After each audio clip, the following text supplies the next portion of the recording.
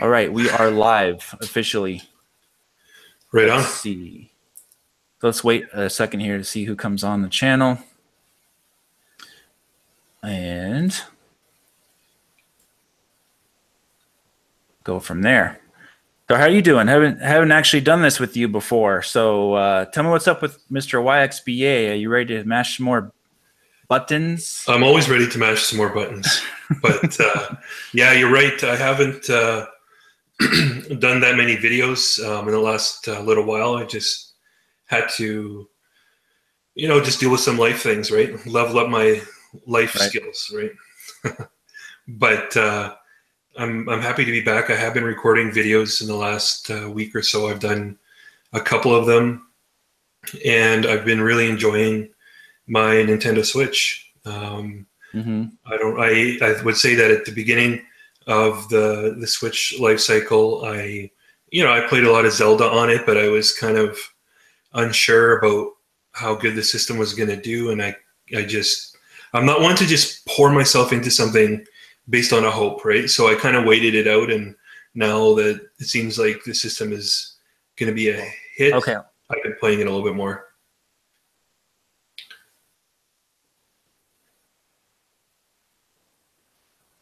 Hold on a second.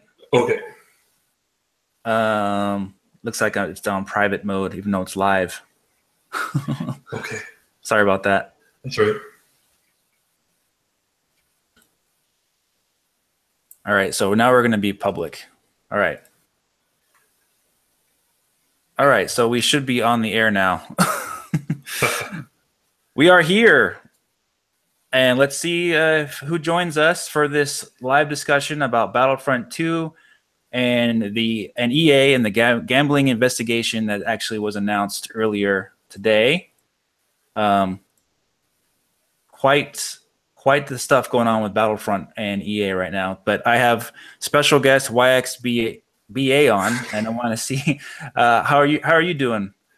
I'm doing great. I've been back doing videos again on my channel, a little bit of a different format because I don't have, the time that I had before. But I find that doing this new format where it's basically just me, talking directly to the audience, no edits, and just getting my opinions out, I'm able to do more videos. I've been enjoying life, enjoying my Nintendo Switch in a variety of ways, which is kind of the point, right? So, and how about you? Oh, just hanging in there, playing all the games. I put up the Super Mario Odyssey full playthrough on my channel. That was really cool. I was really happy to do that. A lot of fun. That game's amazing. I don't know. Have you beat that game already, or? I haven't. I started playing it, and I love what I've played so far, but I'm very much one that likes to complete something before moving on to something else. And I still am playing actually Breath of the Wild. I have a lot, I'm a total completionist when it comes to games like that. And I still have a lot to do in Breath of the Wild. So once I've done absolutely everything there is to do in that game, then I'm going to do the same with Mario Odyssey. And, likely after that, transition into some Xenoblade Chronicles too. Exactly. I'm trying to see if this is really live or not. Oh, okay. It is live. Okay. Okay. My goodness. Awesome. Finally got someone. I don't want to see that again. Right. Say it all again. Yeah. So thank you all for joining, stepping in. This is unannounced, of course. Nobody was expecting us to go live right now. So appreciate everyone stopping by. So we're talking about basically Battlefront 2, EA, and the whole gambling investigation going on. There's an article that I posted on Twitter about that, and it's really interesting because when you think about it, with that game, all the controversy around it, do you consider that gambling? Not really for what I know about it. I don't have the game itself, but I think that if it's similar to, I've played Madden, where you have the MUT League, and it's all about earning packs, and eventually you can buy packs, and then sometimes you get a really good core elite card that you're looking for, and sometimes you just get bronze cards and they're nothing. But I don't think it's gambling. Personally, if it's a similar implementation, I guess the thing about gambling is that you potentially are getting money back in a higher quantity than what you're putting in. Hopefully, obviously, the odds are stacked against you, but there's no chance to get rich. There's no chance to. It doesn't have the allure, I think, or the addictiveness that gambling has. At least it wouldn't, maybe for me. Mm-hmm. Well, the article posted by GameSpot, they said Battlefront 2 Overwatch being investigated by gambling authority in Belgium, saying that basically that if there's a game of chance, it is not possible without a permit from the Gaming Commission. So basically what they're saying is that since these loot boxes are by chance that you're going to get something good in them, then you're putting money on the line and you're not really paying for a product that that is coming to you. You're getting it by chance and possibly betting a lot of money on that if you're hoping to get a lot of good swag basically from these loot boxes you're going to get, because they're not for sure that you're going to get something amazing, right? So you're hoping you are, but obviously the more money you spend, the higher chance you're going to get something really cool. So that's their argument here.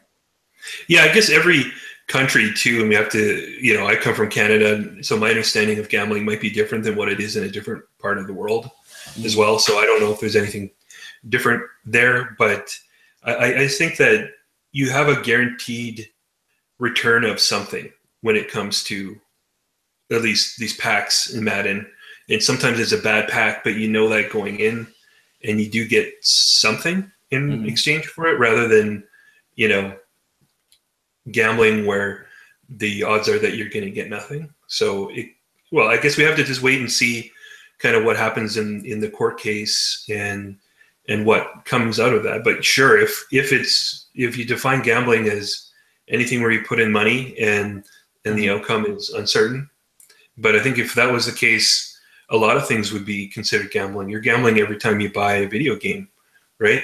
Who knows if you're going to enjoy it, or if you're going to pre-order a video game and, and I'm not here to defend, loot crates and all that stuff. I know it's kind of, it's kind of ridiculous, but it just in terms of, is it gambling or not? Personally, I don't think that it is, but what do you think? I don't know. Since, because when you're gambling for something, you're looking to get more money from it, right? So you're gambling with money to get more money. So you're using your money to get another item, basically, which is more money. And in this particular case, you're using your money to get more things in the game, and it's still by chance. You're not some of it, I guess you can buy outright, like heroes and things like that. But some of it's still random, where you're getting certain boxes of stuff that you don't know what's in there, and you're like, oh, look at this! It's a cool new gun I got in the game and everything, and I can use it for this. And oh, darn it, I didn't get quite exactly what I wanted this time. I struck out, but I'll do it again. That kind of thing. So it sounds a little bit like gambling, but it's also there's kind of a line there that can be I guess argued against. where the key differentiator for me is that you're putting money out and you're not getting money back no matter what happens. And that to me is very different than gambling. But we'll see what happens. I wouldn't mind it just because I don't like it for other reasons if these gambling investigations would shut down the activity. But what happens when there's a lot of money involved with things, that typically the side with the money wins the court cases. So right, wait and see on that. Yeah, and but obviously the backlash this game has gotten has been just insane. It's been so terrible. People are really upset. and rightfully so. You know, I've seen people, you know, the reviews of the game, and people are going online and you know, buying, you know, the best character in the game right off the bat for who knows how much. I'm not sure exactly all the prices, but they're buying these amazing abilities. They go in the game and they just clean the house, you know, and go like 40-0 against everybody, and nobody has a chance to win. Mm-hmm. And completely unfair business practice because EA is allowing that, putting it out there, say if you want to buy it now, you can, and it's not stopping the players from going out and just wrecking people online and getting away with it, you know. Yeah, I don't know. Like, I definitely, I don't like it. The main reason I don't like it is they tend to change the balancing of the games to push more sales of these items, right? Mm-hmm. For example, like in Mud Squads and in Madden, the amount of grinding that you have to do to get, you know, the perfect team that you're looking for Mm-hmm. is a real long extended period of time, like probably hundreds of hours. And if Electronic Arts didn't have the financial, you know, motivation to sell you these packs, Mm-hmm. they could put out a better experience. And you've already paid X amount of dollars, you know. In Canada, it's like $80 for a retail release like that, and I just think the expectation is that, you know, that the game should be designed around the fact that you went out and you prepaid for the entire experience. Right. Yeah. It's crazy. Like the problem with Battlefield 1, if you remember that 2 years ago, is that they were offering the game for $60, of course, but you only got part of the game when you bought it. You didn't get some of the extra maps. You didn't get the extra guns. You didn't get the extra, you know, some of the things that they added in there. If you bought the version that costs $120, I don't know if you remember that. You remember? I do remember it. Yeah. Yeah, it's just totally insane, and people were going nuts about that too. Like, man, $120, and then we get the full game. This is terrible. And then, of course, they would added the DLC packs with it as well, and then you get everything.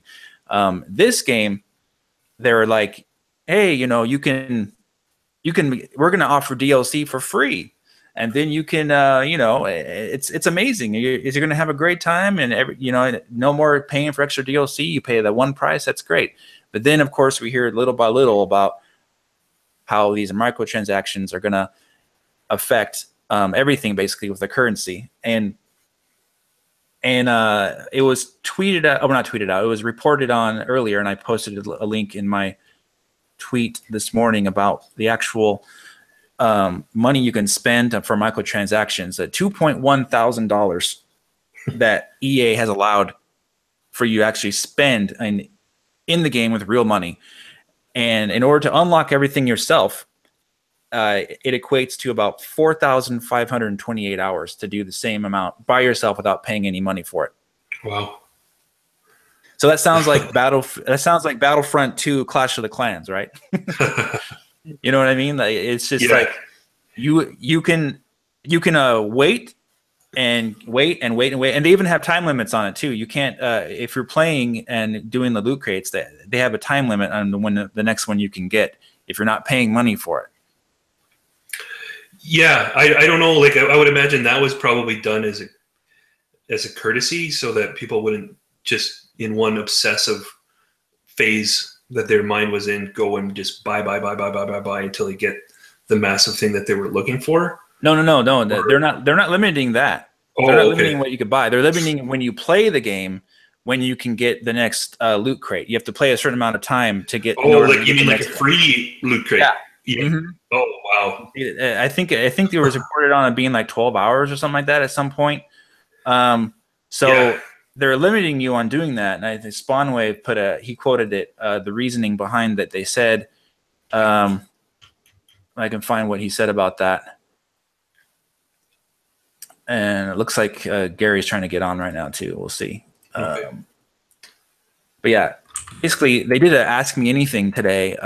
The developers of the game, or EA, which was really silly. And Yeah, basically they said one of the commenters asked about the credit limit present in the game's arcade mode. Stop players from earning credits with a cooldown timer for 12 double-digit hours. So double-digit hours. I guess that's 10 or more. As we want to let their excuse was, as we want to let players earn credits offline via a more relaxed game mode, we needed to also find a way to make sure it wouldn't be exploited in a way that would impact multiplayer. Because of that, we made the decision to limit the number of credits earned to stop potential abuse. The follow-up post asked him about how this makes sense when you could just buy the loot boxes, and then there was no response. Well, funny. It affects us because we don't get your money, right? That is really crazy. It does sound a lot like, Clash of Clans, where, I didn't mind Clash of Clans because it was free, and yeah, it would limit you. You could only do like 10 minutes or whatever of stuff per day, which was fine. It kind of kept me coming back once a day and doing that. I didn't spend any money. But when it comes to, I guess the real way to combat this is just simply not to buy the game. As gamers, we have to stand up and let it be known. And the only way that we're going to do that is by simply refusing to buy games. Evidently, that's going to be really easy for Switch owners because Electronic Arts isn't really bringing games to the platform right now. But yeah, I don't see it being a good thing for the industry long term, just because it's gonna, if it ends up becoming predominant and everybody's doing it, it's really going to affect the balancing of games, and that's sad. Exactly. Yeah, it's just it's insane. Let me see here. Let's see what is it? What are you guys saying in the chat? Anything? Let's see. What we got going on in the chat today? People are trying to. One of our friends are trying to get on too. Okay. All right. Yeah. I'm obviously not going to answer all the questions here. So yeah. So Titanfall 2 is doing it right. All DC maps and updates are free. Yeah, that's true. Definitely true. There's some games that do it right. Some games, obviously like this one, are not doing it right. So it's pretty crazy what's going on with EA. I guess, well, Titanfall 2 was kind of developed by a company that at least wasn't owned by Electronic Arts until, this week. So that may have something to do with why they weren't able to force Respawn to put that stuff in. And I imagine Respawn would have, after their situation at Activision, wanted to have a lot of creative control over the Titanfall franchise. Mm-hmm. But, hopefully that keeps up. I just don't have a lot of faith in Electronic Arts, to do the right thing.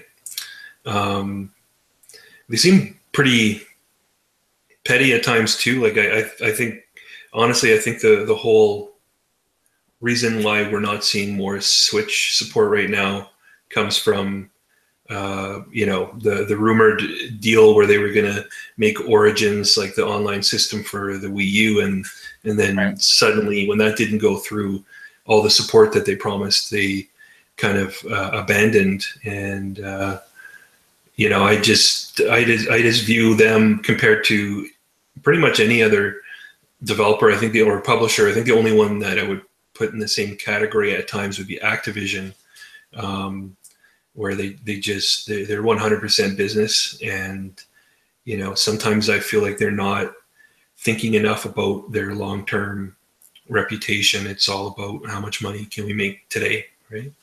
Yeah, exactly. And for me, I suggested to people to go and rent the game, not buy it, because if you buy the game, you're basically, your experience is going to be limited to how much money you're going to put extra into the game, right? So why would you want to do that unless you're going to be, like, for me, I don't see why I would go in and play a game like that if I'm not going to be fully invested into it and try to give myself the best chance to win with what the game offers. But if the game is saying that you need to pay more in order to get the best experience than what you already paid at $60, then and then what do? You spend the extra $100 on upgrades to be competitive, or do you just say, screw it, I'm not going to buy this game? You know, I mean, it's I suggested to rent it and play the single player campaign because the campaign looks pretty fun, and then you don't really have to lose any money doing that. You can kind of still enjoy the experience that way. What do you think?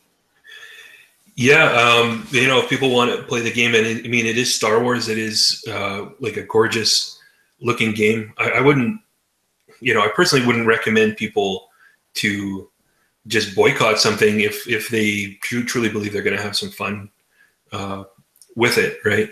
But my advice would be just to educate yourself on the game and make sure that you know what you're getting yourself into. But yeah, if renting is something that's not really as popular as it once was, but there still are some good services out there. Like what was the one that you had mentioned there on Twitter? I think it was Gamefly, yeah. Gamefly, yeah. I've used them in the past, and they're pretty good. Yeah, Gamefly has free trial, a 1 month membership you could do, so you don't have to spend anything. Actually, you can just get, for one game at a time, you can get 1 month for free and just rent Battlefront 2, beat the campaign, and return it. Yeah. Hey, like, I don't see anything wrong with doing that. You know, especially if you're not going to play multiplayer, then you might as well do that, because I'm honestly not going to play multiplayer. I'm just going to play the campaign and be done with it, because the game looks like it's well made. You know, as far as the developer is concerned, like DICE did a good job as far as making the engine run well, 60 frames per second, looks gorgeous. It looks just like the movie, sounds just like the movie, all kinds of scenarios just like the movies, including the original trilogy and the prequels. So I think it's worth checking out for the campaign, but they locked it behind you needing to pay, a full price for that.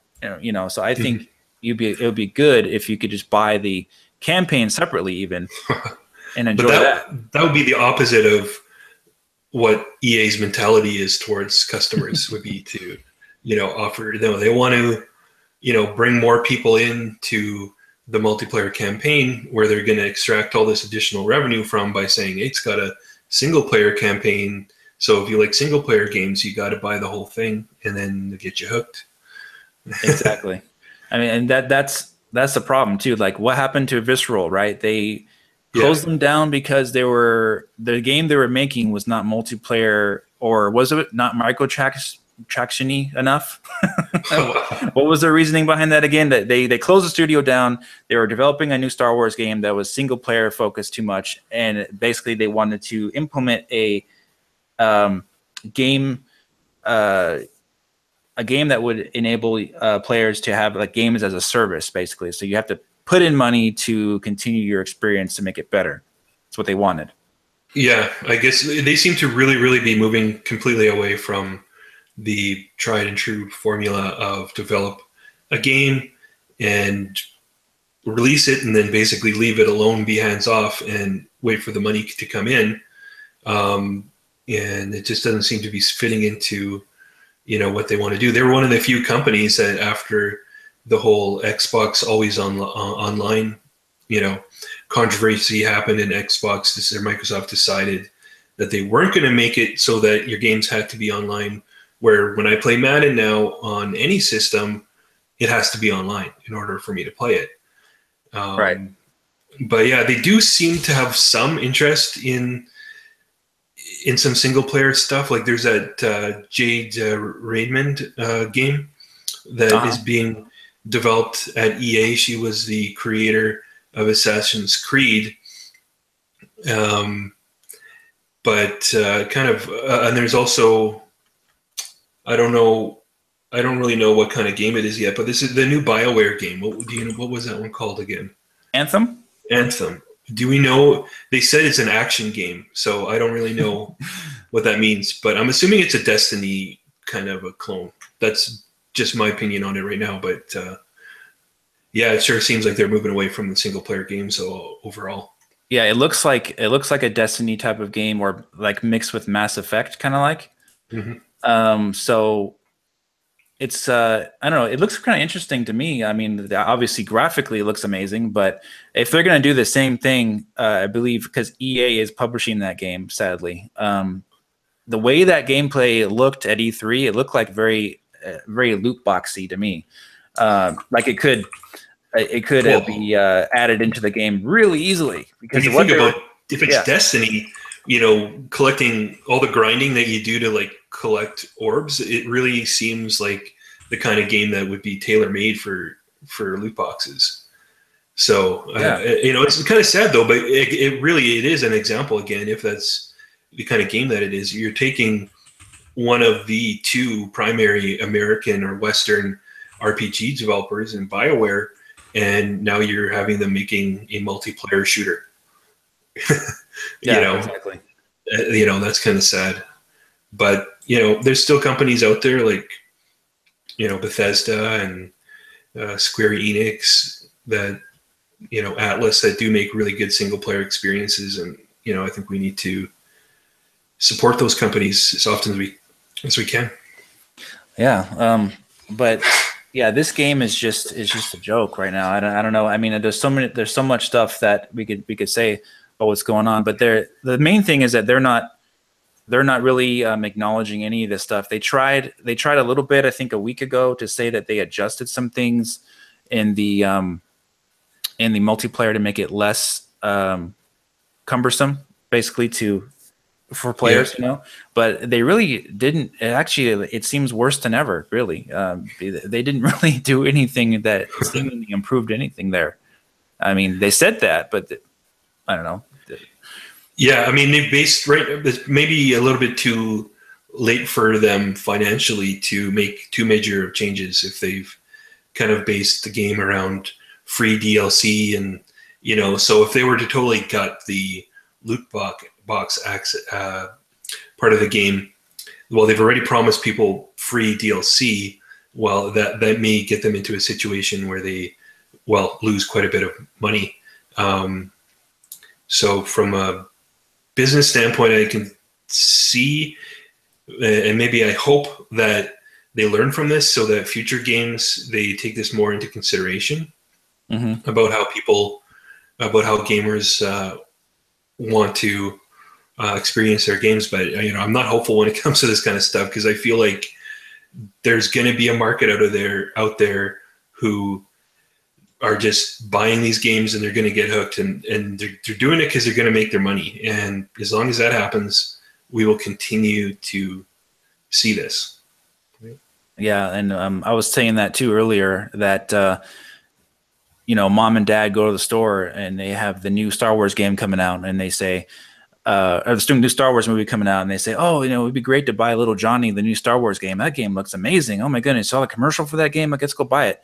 And they're not really aware of actually what's going on inside the game itself, as far as what we're talking about. The core gamers and the guys online discussing on Twitter and on websites, they're not necessarily aware of all these things going on. So I think the game's still going to sell really well, regardless of all this. But in terms of comparing it to the first game, the first game sold over 15 million copies. So as long as it doesn't sell as good as the first game, and maybe substantially lower, maybe in the 5 million area, I think that could be considered a failure for them. Even though it's still selling a few million like that, I think that would be considered a failure for EA, because the amount of budget, cost of advertising, probably hundreds of millions of dollars, because marketing on these games easily cost EA $100 million in marketing for the past few months. Continually pushing those ads in front of you costs millions of dollars each time they do that, the longer the ad too. And then development time, I think, I don't know how many people are in DICE as far as the development studio is, but got to be a few hundred guys there. All their salaries taking years to make these games. So yeah, if it sells less than 10 million, I think it may be considered a failure, because they fired or they got rid of Visceral Studios even after Dead Space 2 sold 4 million copies, right? Yeah, or Dead Space 3, I guess. Dead Space 3? Yeah. I don't know. They made another game since Dead Space, though, didn't? they? Like, they made a Battlefield game. There was a Battlefield game that they at least did the single player component of that game, and it wasn't very well received. So, but it really, I guess, depends on the expectation. When I look at, I mean, I come from a Nintendo background, a Nintendo channel. When I look at, well, what do I want to see from Doom sales on the Switch? I'd be happy with 400K. I would think that would be profitable for just doing a port, right? Yeah. But it all depends on what the expectations are, and I would imagine the expectations would be really, really high for a game like that. I mean, how much are they having to, share in terms of with Disney just for the rights to make a game in that IP? That's got to be factored into it all. They have to make a lot of money to justify it.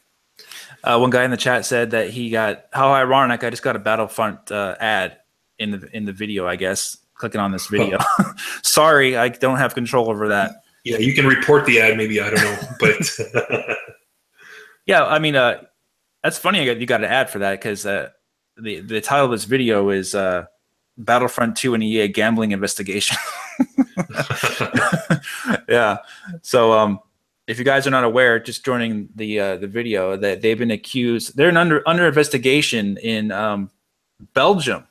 The Belgium Gaming Commission is launched an investigation of Star Wars Battlefront 2 and even Overwatch, but Battlefront 2 is the topic here because of what's going on, determining whether or not, if there's a game of chance involved in the possibilities and as far as buying loot boxes with your own money, because it's not a set thing for some of these loot boxes. You can buy heroes, but some of the loot boxes obviously are random chance you're going to get something. So they're under investigation right now, according to this article by GameSpot.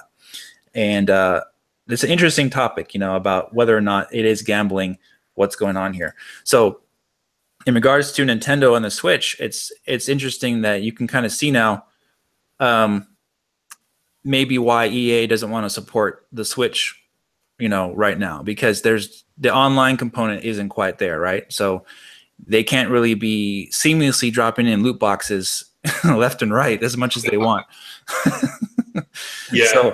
So that, like, you're playing say they ported Battlefront 2 to the Nintendo Switch, and there's they would have to implement that entire online infrastructure themselves right now, because Nintendo's it doesn't have it going until next year, and put all the loot box stuff in there and manage it all themselves, where PSN and Microsoft Xbox Live has it all figured out for them. It's a perfect platform for Microsoft or for EA to put their game onto those platforms to get the most money out of them. Obviously the Switch has a smaller install base than those systems, starting from scratch, and it's like, I could see why they wouldn't want to put their loot box game on there. I mean, the pessimist in me thinks that they just, for some reason, they don't get along with Nintendo, and they're going to hold out as long as they will. But I guess optimistically, let's take them at face value. It's probably something like what you're talking about. The online infrastructure just isn't there for their games, or maybe they don't want to get into doing what they've done in the past, like where they've kind of made a game on an older engine, like FIFA for Switch. Like maybe they want to take this seriously and work with Frostbite and get it to work on Switch, but they want to take their time and make sure the Switch is going to be long-term viable before going into that level of effort. Yeah, I could see that. I mean, but yeah, and seeing what they did with FIFA, like we've been talking about before, that there's no, you can't even play with your friends in the first place. We know it's possible in the system, but they would have to implement it themselves, obviously. And man, Battlefront, man, EA would have to do a lot of work for that, and which they're not going to do.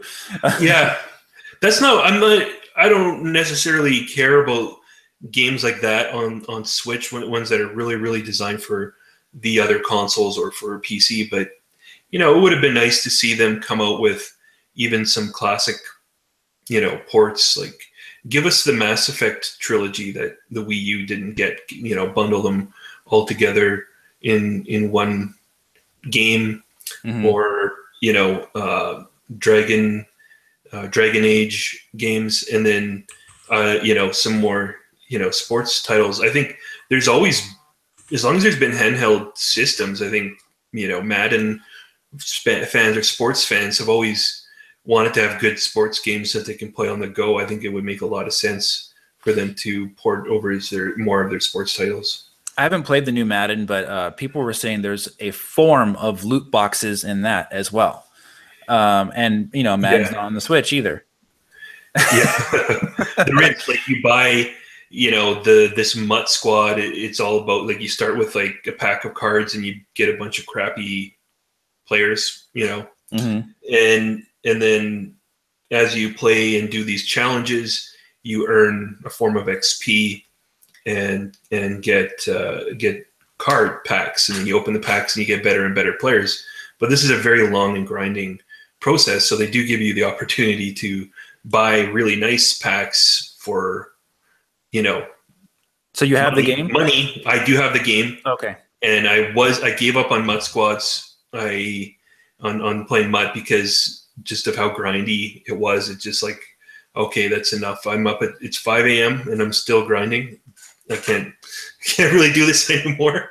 So you're grinding in Madden, is what you're saying? Yeah. Oh my gosh. Yeah, it's everywhere.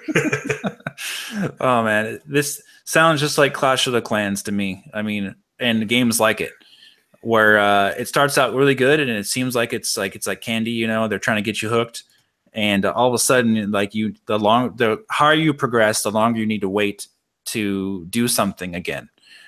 But since it's free to play, you're like, okay, I'll just, you know, turn my phone off and do something else, and I'll get a notification when my gold is ready to be spent. But in a game like Battlefront or Madden, you'll play online, you go get destroyed by somebody because guess what? They spent that money, and now they have an invincible character or hero like Luke Skywalker or Darth Maul, and they are, you know, absorbing bullets and everything, and they finally die after you die like 20 times trying to kill them.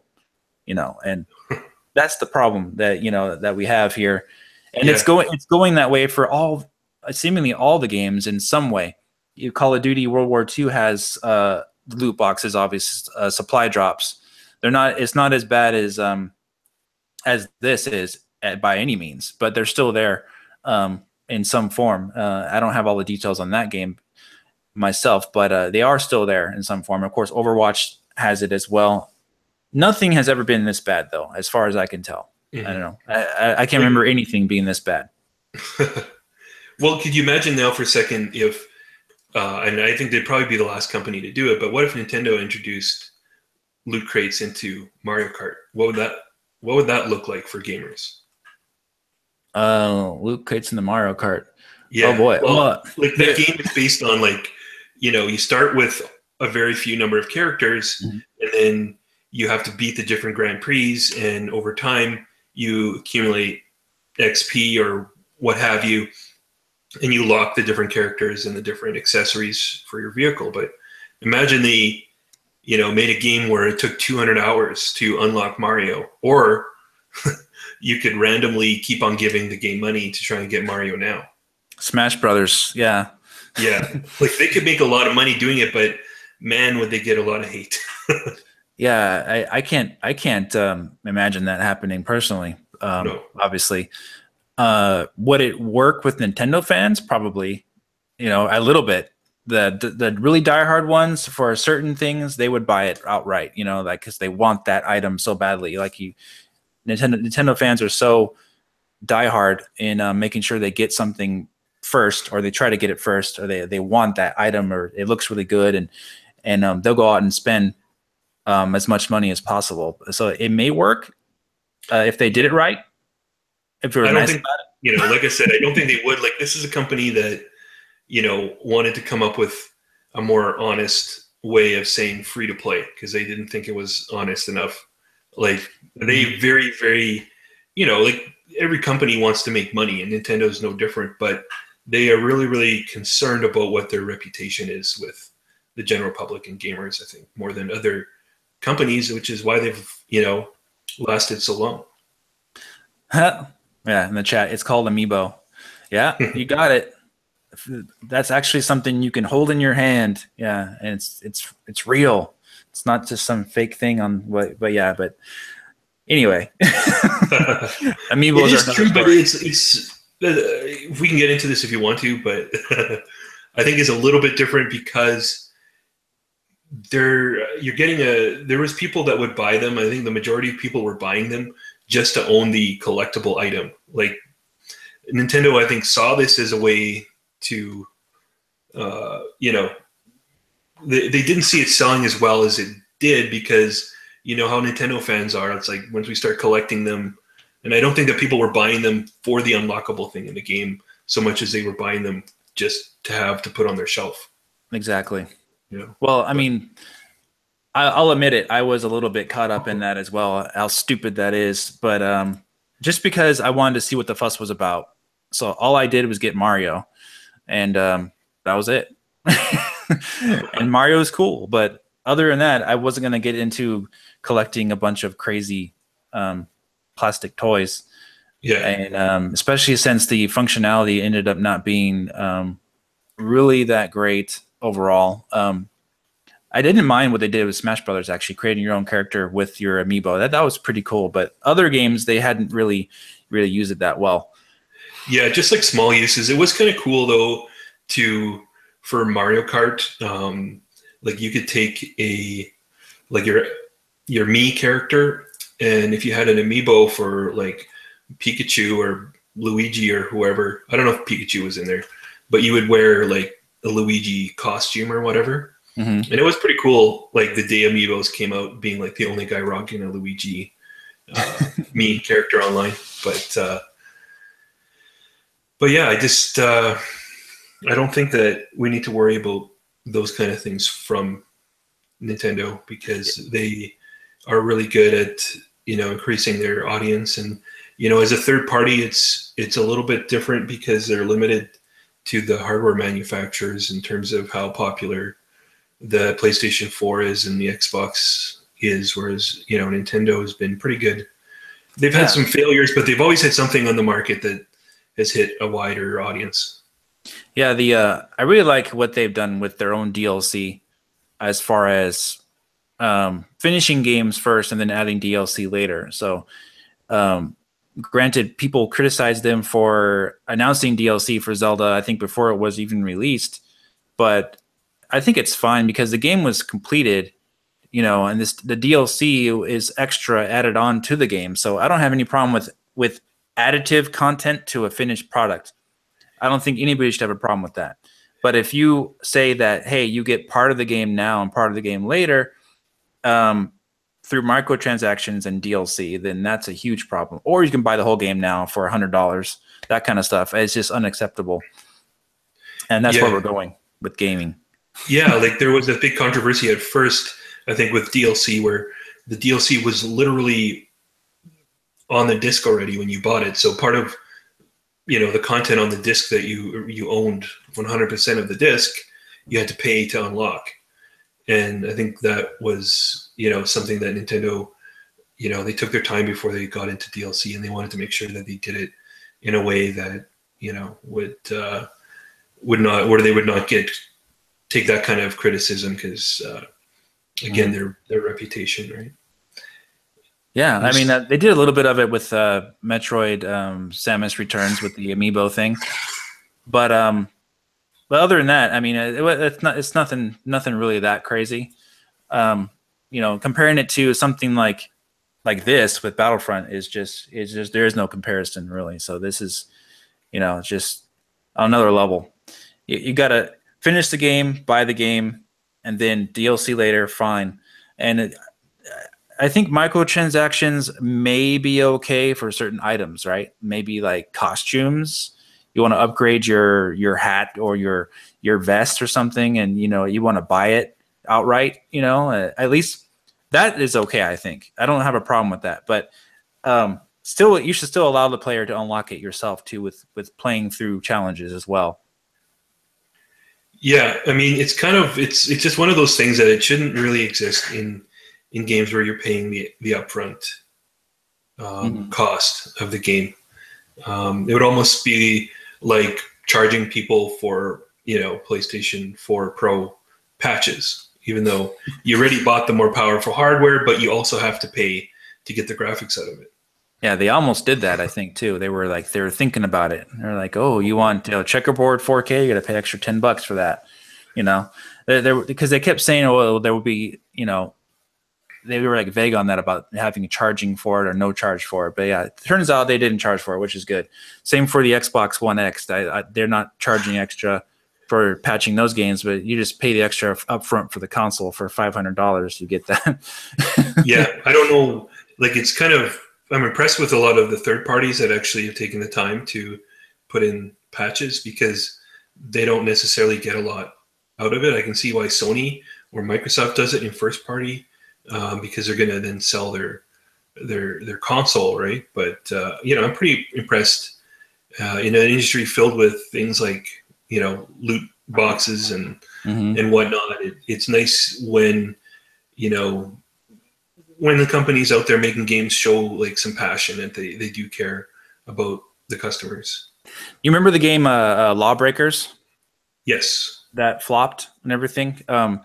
See, that game right now, don't you think that game would actually, if they released it right now against Battlefront 2, I think that game would actually sell really well, because there's a lot of core gamers that would rather buy a full experience like that game without the microtransactions and then buy something like Battlefront, because that game flopped because people were they didn't know anything about the IP, they didn't know anything about the game. They were looking forward to Battlefront 2, looking forward to Call of Duty World War 2, looking forward to Destiny 2, looking forward to all these games.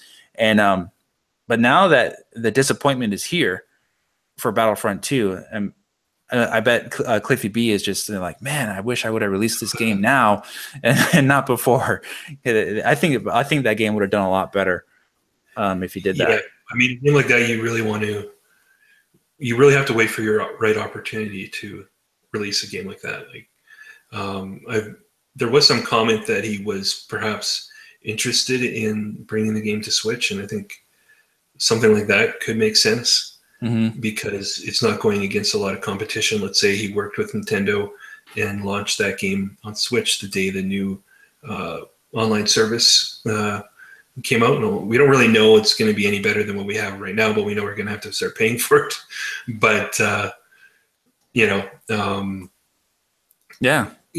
like that would make sense, or like you say, it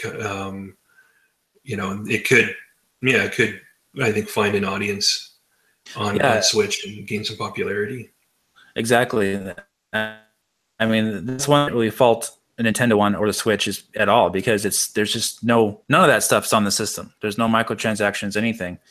And Doom just came out, and that is a much better online experience, probably more fun, more fair, more fair experience. When you have a fair experience, it's more fun, right? So I mean, when you know ahead of time that you're going online against people who have a complete advantage over you and are going to destroy you beforehand, you know that already, then I think it takes away the fun. And you're thinking about, oh God, okay, I'm going to come up against this guy who's level 50 and he's, invincible. People end up rage quitting and just stop playing the game. But when you play a game like Doom on the Switch or on other systems, it's a fair experience, because you get to just go in there and skill against skill, right? And you unlock stuff, sure, but you do it through your skill, not through paying through your wallet. I wonder if there's kind of like for some people that makes it more appealing, right? Like, let's say you're like me, you're an old man, and you have that feeling of not wanting to go in and get your butt kicked just because it's fair. You know what I mean? Because I'm going to be going up against a bunch of teenagers where there might be, some people that look forward to a game where you can actually pay to win. Yeah. That used to be the case playing on PC, like on the old school games, because the guys would be so dedicated to it with the keyboard and mouse that they could just destroy anybody without cheating, without paying extra. Yeah. Skill was better than you. And your skill was, guess what? You haven't played the game enough. So that was like what it was like back then. Now it's like, oh, you're not skilled. Oh, I know you're busy and you have a lot of time. You don't have much time to play games. Just, cough up to $100. We'll give you a super powerful player and you can get a lot of kills and your KD ratio will be through the roof and you'll be amazing. No skill required. Yeah. I mean, I wish things went back to that way. And then, of course, EA stopped the Battlefield 2, the original Battlefield 2 servers from coming back online again when there was some kind of a mod that some guys did on the game to bring the online play back for Battlefield 2, the original. And EA stopped that. They took it out. And that was just so dumb because people actually want to play a game that's fair, and they're being forced to, or try to be forced to play a game that's made by EA they have to spend more money on. So, yeah, that's really unethical. I mean, I get that these companies want to shut down servers eventually because, eventually the income from the game dries up, and they're still, spending money on these servers, but to intentionally make it so that nobody can really play the game again, like what's going to happen with, a game that literally has no single player component to it all, like a Destiny, where eventually when those servers are shut down, people just won't be able to play the game that they paid for any longer at all. Yeah, exactly. Exactly. You're buying into a product that will give you some happiness maybe for a year until the next game comes out, and then they shut the servers down, and then what? It's a vicious cycle. Something has to change, man. Seriously. Got to do something here. Well, I don't know, like maybe like sort of the MMO subscription fee method might be okay for certain circumstances. Like, when it came to, Elder Scrolls Online, it was kind of cool that you could just pay for the game and then you could just play it as long as you wanted to. But I don't mind paying for an MMO on a monthly fee. But in those cases, I want it to be a free-to-play game. Like, I just, there's something about the idea of paying the full upfront cost and then also paying an ongoing cost of some sort that just strikes me as being greedy and being wrong. So. Yeah, I don't know. Chat's asking, do you think it'd ever go back to that? People have taken notice, but I don't know if it'll go back. As far as not having loot crates, I think it'll be a game by game basis. I think what we'll start seeing is publishers advertising the game has no loot crates in it, has no microtransactions, and then sales will go up. Because guess what? Look at how unpopular this has been. I think the Reddit post that the developer made got 1 million downvotes or something like that, or something crazy, some huge number. Oh. And for Battlefront 2, the excuse they had for loot crates. So I think it may be just a fad for now until like, hey, we found you out. Now you better tone it down. Take some control. Of this and stop being so greedy, because it comes to a point where consumers, they want to play your game, but they don't want to play it that badly. They'll find other ways to do it. And they'll find other games that do it better. Yeah, I mean, it all depends on the economics of it. I think if it is very lucrative for them, a company like Electronic Arts is going to keep doing it. Exactly. So, but again, it's kind of like, remember, there used to be a lot of rumors before the PlayStation 4 and the Xbox One came out that they were both going to have a requirement to be online and DRM, like you said.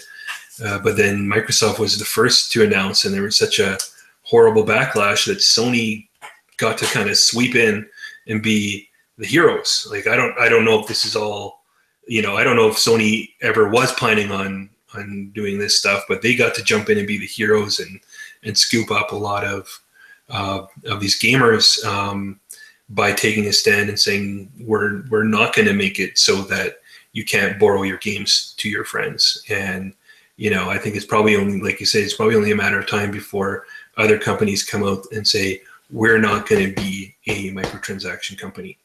Exactly. Do you guys think this is going to contribute to a crash if loot boxes aren't walked back, like taken back?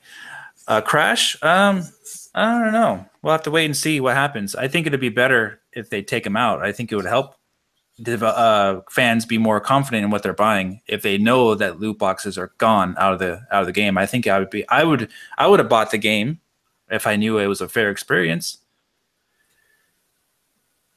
Yeah. What do you think? Sorry, can you repeat the question for me? I'm sorry. Yeah. If loot boxes are taken out, yeah, in the future, is it going to cause a crash, like, for games and developers, or are people going to be more excited to buy these games now? For me, I'll be more excited to buy them because I know they're a fair experience. Yeah, I don't think that it's big enough of a deal to cause a crash. Like, these things are, pretty liquid. Like, if it ends up being profitable, they will continue. More companies will do it, and if there's too much of a backlash, it won't take long at all, and the market will correct, and it'll be gone. Exactly. But anyway, I think we're going to end it there, guys. Thank you for coming out. I know this was unexpected. I'll put the whole video up on the channel later for you guys to see. I just want to get this discussion a little bit here because we've been talking about it all day on Twitter the entire last week as well. So we might as well just discuss it live. And Colin Unger at YXBA was available, so I got him to come on. So thank you for coming on, buddy, and we'll do it again sometime. Thanks for the short notice. I know we'll have to plan it better another time, but hey, we did it. So thanks a lot for coming, man. Okay, it was a pleasure to be here. Guys, go subscribe to YXBA's YouTube channel and follow him on Twitter. What's your Twitter handle? It's YXBA Nintendo. Okay, yeah. Twitter.com/YXBA Nintendo. He has a new video out. I think he came out like a week ago. So go check that out in his channel. I actually created a new one today before I came on. I got inspired by somebody being wrong on the internet, and then I came out and responded to it. Cool. That's always nice. Yeah. All right, guys. Have a good one, and we'll see you soon on the next video. Take care, guys. Later.